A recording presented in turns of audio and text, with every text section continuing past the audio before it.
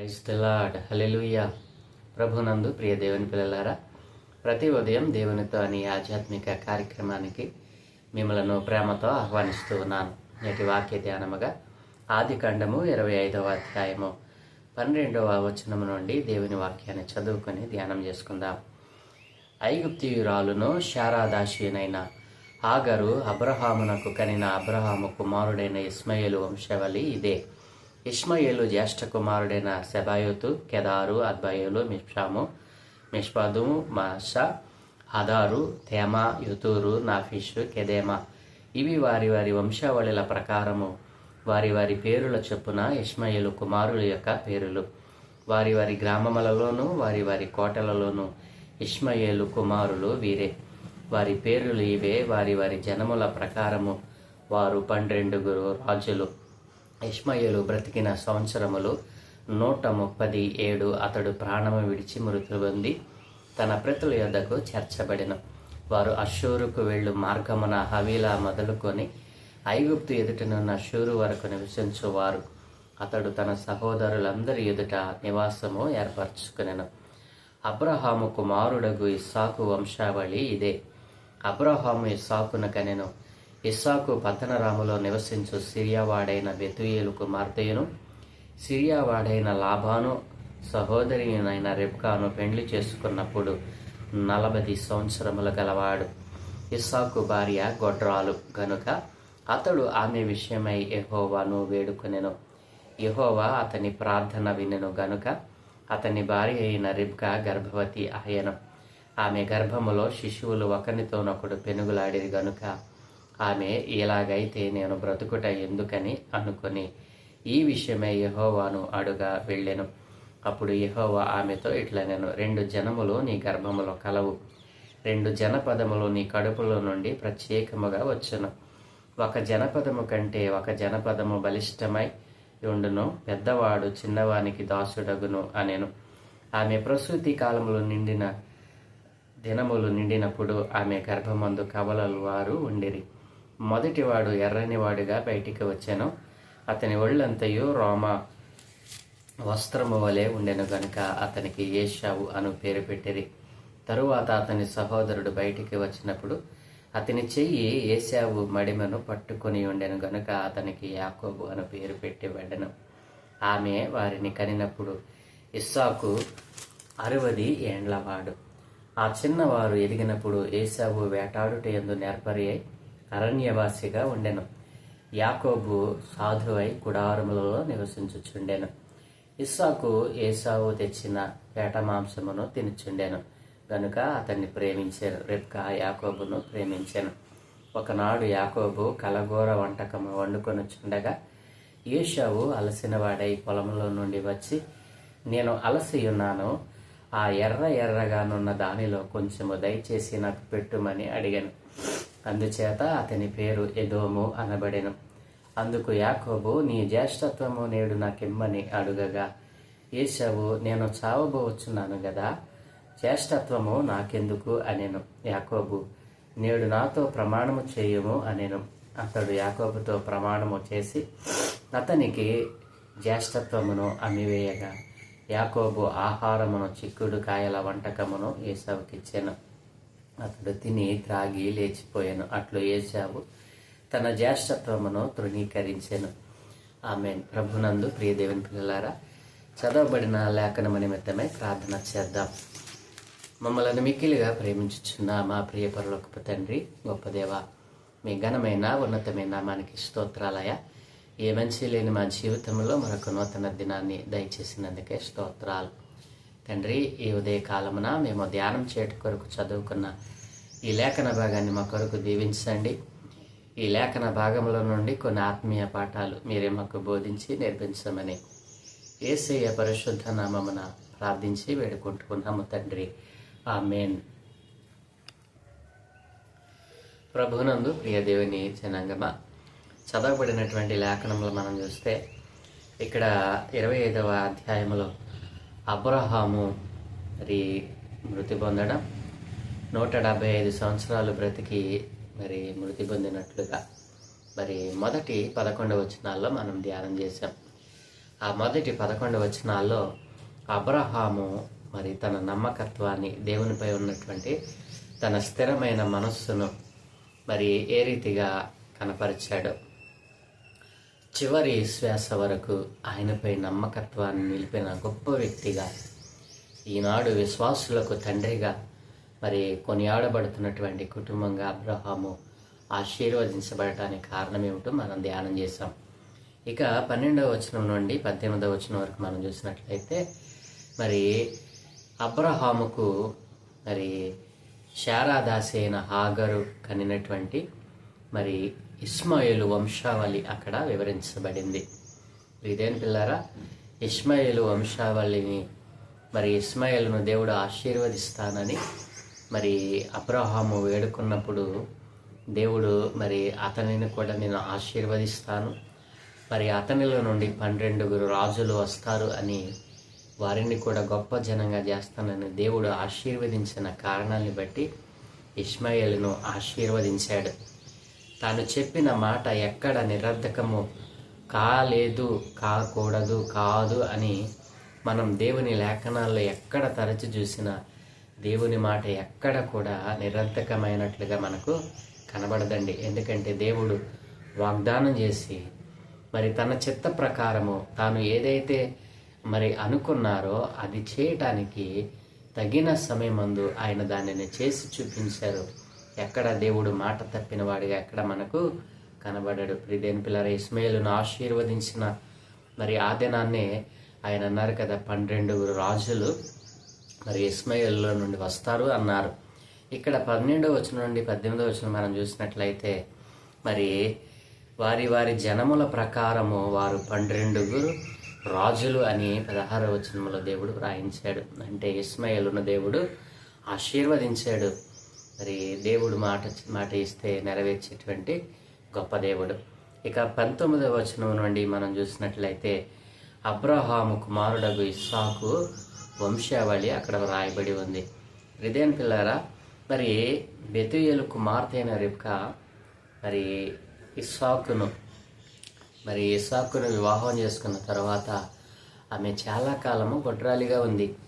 మరి గొడ్రాలిగా ఉన్న కారణాన్ని బట్టి ఇస్సాకు మరి మోరియా పర్వతం మీద తన తండ్రి చేత దహన బలిగా అర్పించే సమయంలో దేవుడు కలుగజేసుకుని మరి అక్కడ దేవుడు ఇస్సాకు వింటూ ఉండగానే అబ్రహాముతో మాట్లాడినటువంటి మాటలు ఏమని, నీ సంతానమును మరి నీ కుమారుని ద్వారా నేను విస్తరింపజేస్తాను, ఆకాశ నక్షత్రముల వలె, సముద్రపు ఇసుక వలె నీ సంతానాన్ని, నీ కుమారుని సంతానాన్ని నేను మరి అభివృద్ధి చేస్తాను, విస్తరింపజేస్తానన్న మాట ఇస్సాకు విన్నాడు. మరి ఆ కారణాన్ని బట్టి మాట ఇచ్చిన వాడు నెరవేరుస్తాడులే అని ఊరకొండల తన భార్య మరి గొడ్రాలుగా ఉన్న కారణాన్ని బట్టి దేవునికి ప్రార్థన చేశాడంట ఇస్సాకు ప్రార్థన చేసినప్పుడు దేవుడు మరి ఇస్సాకు ప్రార్థన విని మరి రిబ్కా గర్భమును తెరిచాడట.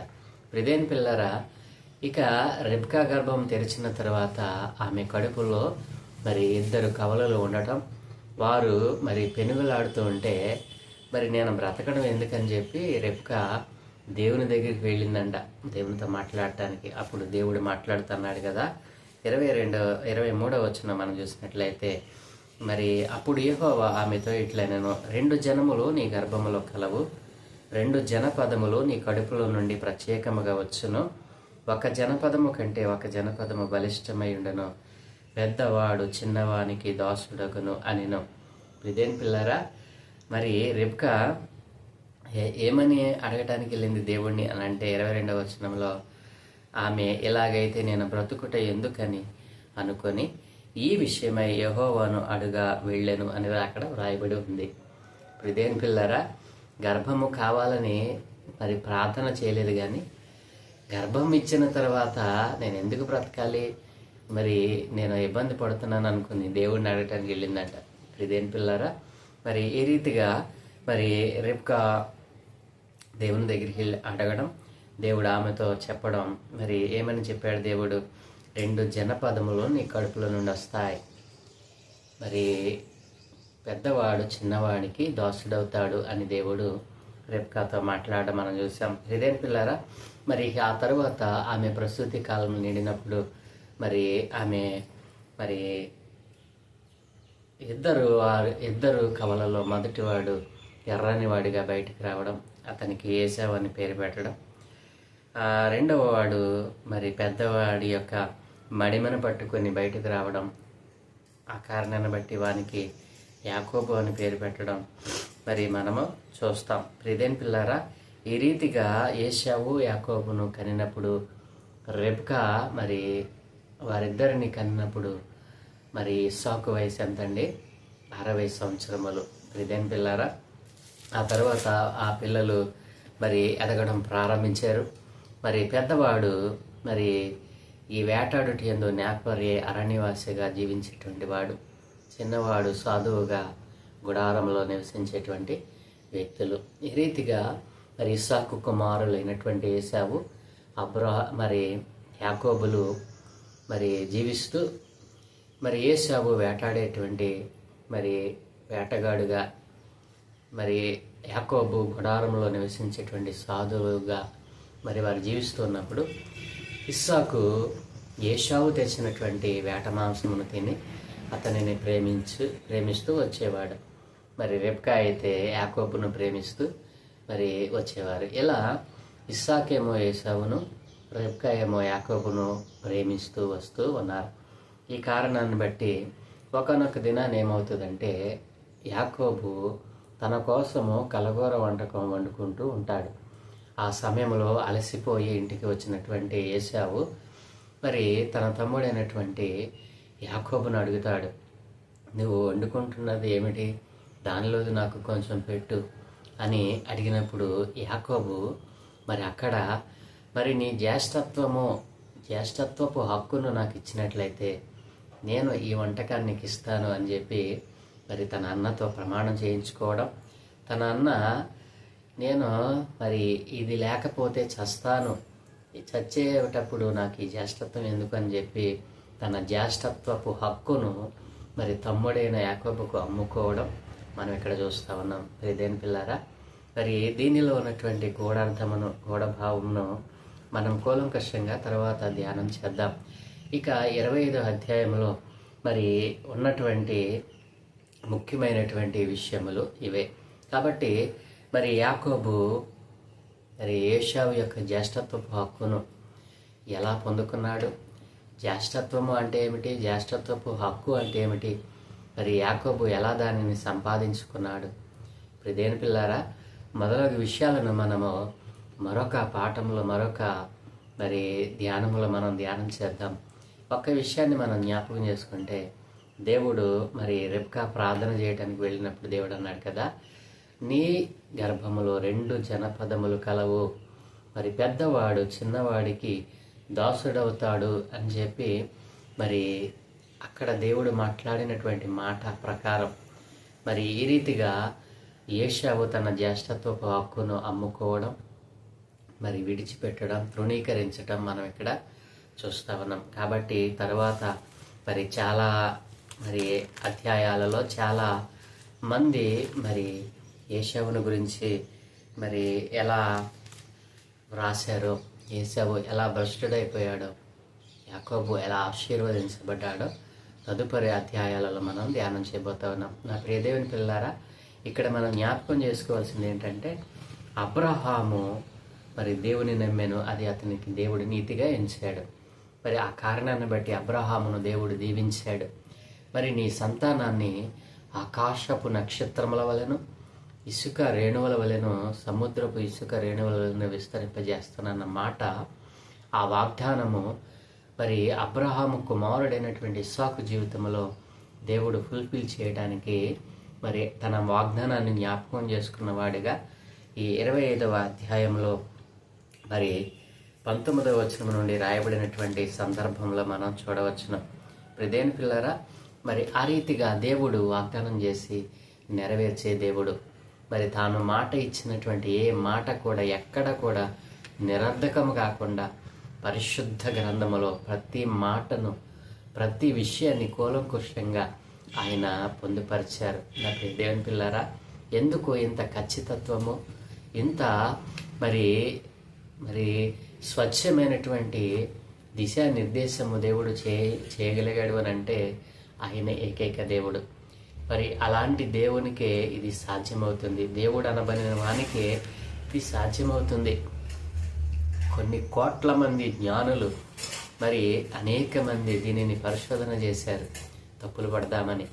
ఇదేం పిల్లరా, తప్పులు పడదామని ఎతికినటువంటి ప్రతి మేధావి మరి జ్ఞాని అయినటువంటి వారు కూడా వారి తప్పులు మరి ఏం తప్పు చేస్తూ ఉన్నారో వారిలో ఉన్నటువంటి తప్పులను ఈ బైబిల్ బయట పెట్టింది.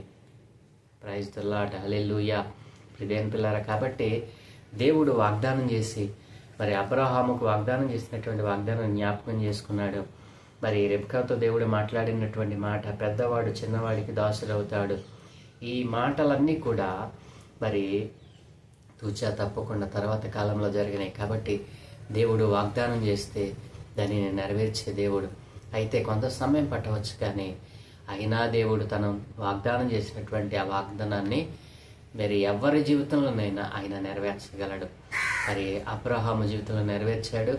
మరి తన కుమారుడైన ఇస్సాకు జీవితంలో కూడా దానిని నెరవేర్చుటకు ప్రణాళిక మరి సిద్ధం చేశాడు. కాబట్టి తగిన కాలం ముందు ఆ యొక్క వాగ్దానాలు నెరవేరుస్తూ వచ్చాయి. పితరులలో మనం చూసినట్లయితే మరి దేవుడు మరి అబ్రహాము, తనకు ముందున్నటువంటి నోవాహు, తనకు ముందున్నటువంటి షేతు, ఇట్లా మనం చూసినట్లయితే ప్రతి మాట కూడా ఆయన వాగ్దానం చేసి నెరవేరుస్తూనే వచ్చాడు. ఎక్కడ కూడా మాట తప్పినటువంటి సందర్భము కానీ, ఎక్కడ కూడా మరి నాన్ సింక్ అంటే ఒక వంశానికి ఒక తరానికి మరి పోలిక లేనటువంటి ఆ యొక్క పరిస్థితి పరిశుద్ధ లేఖనాల్లో మనకు ఎక్కడ కనిపించదు. కాబట్టి మనం ఆరాధించే దేవుడు మరి పరిశుద్ధుడు, శివము కలిగిన వాడు, ఆయనే ఏకైక దేవుడు. అలాంటి దేవుణ్ణి కలిగి ఉన్న నీవు మరి అబ్రహాము కలిగి ఉన్న నమ్మకత్వం కలిగి ఉన్నావా? నీ పట్ల ఆయన తన వాగ్దానాన్ని నెరవేర్చడానికి ఇష్టపడతా ఉన్నాడు. ఇంకా నా జీవితంలో వాగ్దానం నెరవేరలేదేమిటి అని నిరుత్సాహంలో ఉన్నావా? మరి అబ్రహాము జీవితంలో, ఇస్సాకు జీవితంలో తన వాగ్దానాలు నెరవేర్చినటువంటి గొప్ప దేవుడు నీ జీవితంలో నెరవేర్చడా? అయితే నీవు చేయవలసింది ఏమిటో తెలుసా? నిరీక్షణ ఉంచి ఆయనలో నిలిచి ఉండాలి. కాబట్టి అబ్రహాము నిలిచి ఉన్నాడు, ఆ వాగ్దాన ఫలాలను అనుభవించగలిగాడు. ఇస్సాకు కూడా నిలిచి ఉన్నాడు. ఆ కారణాన్ని బట్టి దేవుడు ఇస్సాకును జ్ఞాపకం చేసుకోవడం, మరి రెబ్కా గర్భమును తెరవడం, వానిలో నుండి మరి 2 జనపదములు బయటికి రావడం. మొదటివాడు ఏశావు, రెండోవాడు యాకోబు. మరి తర్వాత వారు ఏ రీతిగా మరి దేవుడు వారిని ఆశీర్వదించాడో మరి వచ్చే పాఠములు మనం నేర్చుకుందాం. దేవుడు ఈ యొక్క భాగమును మన కొరకు దీవించునుగాక. దయగలిగిన తండ్రి, కృపగలిగిన దేవా, నీకు వందనాలయ్యా. ఈ ఉదయ కాలమందు నైనా మరి నీ పరిశుద్ధ లేఖనాల్లో మీరు వ్రాయించినటువంటి నైనా ఆ గొప్ప విషయాలను జ్ఞాపకం చేసుకోవడానికి కృప చూపినందుకే వందనాలు. అవును తండ్రి, అబ్రహాము మీ పట్ల కలిగి ఉన్న నమ్మకత్వము, యథార్థత, విశ్వాస్యతను బట్టి నాయన తన సంతానాన్ని ఆశీర్వదిస్తానన్న వాగ్దానాలను జ్ఞాపకం చేసుకున్న గొప్ప దేవుడవు. అవును తండ్రి, అయా వాగ్దానం చేసి దానిని నెరవేర్చడానికి అధికారం కలిగిన వాడు సర్వశక్తిమంతుడు నాయన. అట్లాంటి గొప్ప దేవుడిని కలిగి ఉండి కూడా ఈరోజు అపనమ్మకత్వముతో మీరు చేసిన వాగ్దానమును నిరర్ధకం చేస్తూ అయా ఇదిగో తండ్రి మీపైనే నిందలు వేసేవారిగా ఈ రోజున ప్రజలు మారిపోతా ఉన్నారు. అయా ఇదిగో నిరీక్షణ ఉంచి నాయన నీలో నిలిచి ఉండి కనిపెట్టిన వారికి ఆ వాగ్దాన ఫలాలను రుచింపచేసావు నాయన, రుచి చూపింపజేశారు తండ్రి.